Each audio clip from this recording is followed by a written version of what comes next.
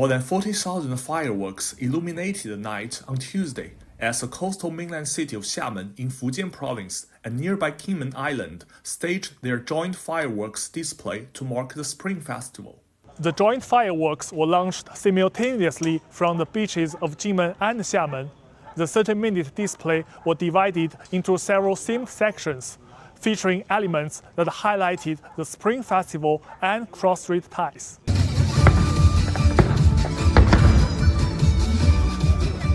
Launched in 1987, the annual event has become a long-standing tradition highlighting close ties between Xiamen and Kinmen.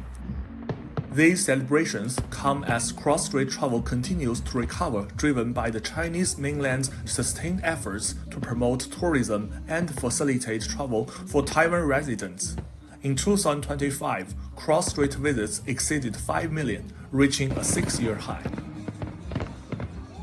Xinhua correspondent from Kinmen.